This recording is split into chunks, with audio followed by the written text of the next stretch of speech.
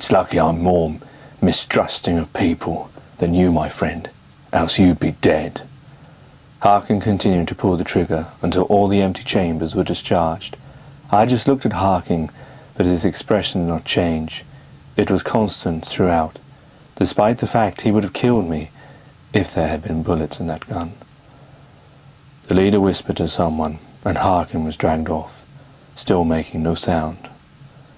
The leader walked off, leaving the room empty bar me, and the screens that displayed horrors continuously.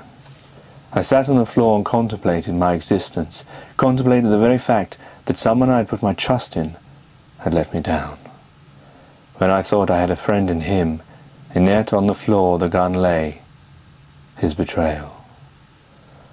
I thought, what would a man do for himself so that he might always be right? What lengths do men go to achieve their goals at the expenses of others? I placed my head into my hands to cover my foolish, tired eyes, which had once again not seen the way of man's ambition to walk over all he sees. How in life one is unable to tell those who would stand by your side no matter what the fight, and those that would smile at you whilst at the same time plot the end of your life. How does one tell which side those closest of you fall? I sat up and walked from the room and was met again by the leader, who took me by the arm and said, "Now, I hope you've tasted the bitterness of human existence.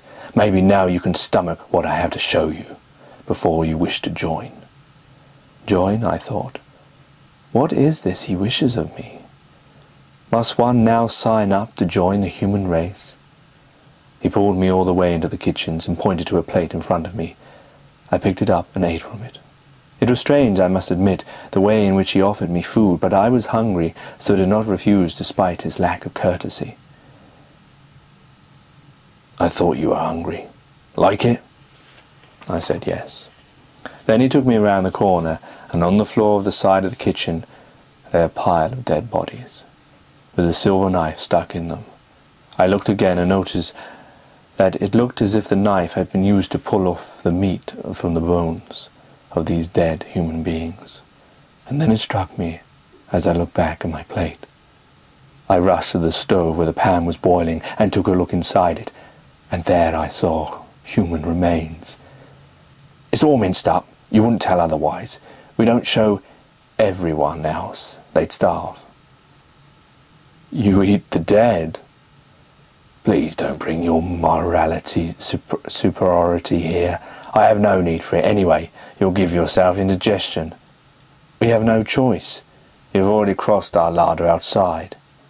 He referred to the wasteland of dead bodies. "You barbarians, what have you descended into? You take the dead and carve them up on the floor in piles? This is not civilization." "Who said it was? This is survival."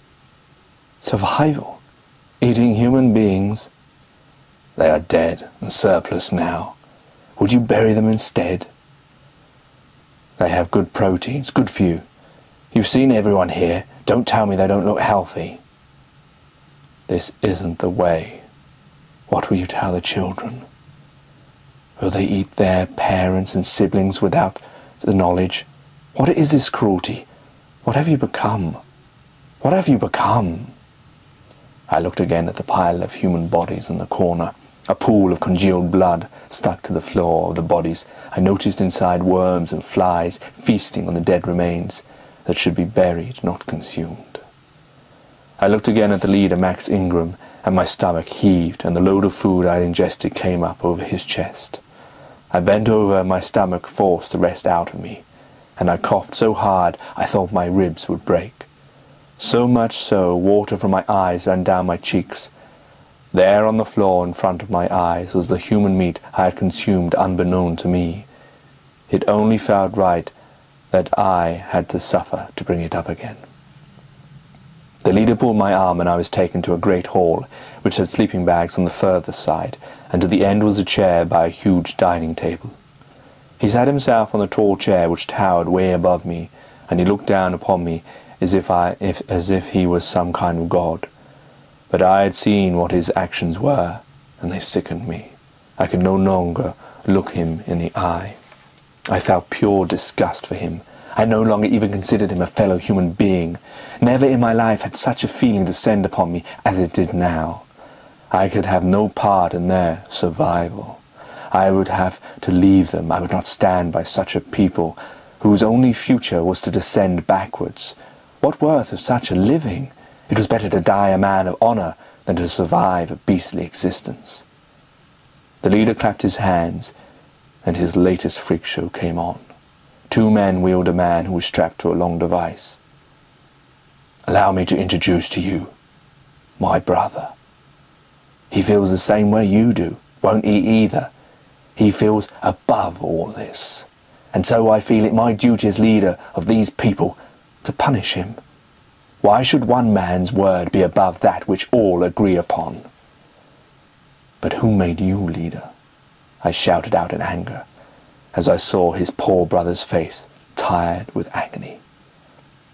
"I should remind you that you are a visitor to my land.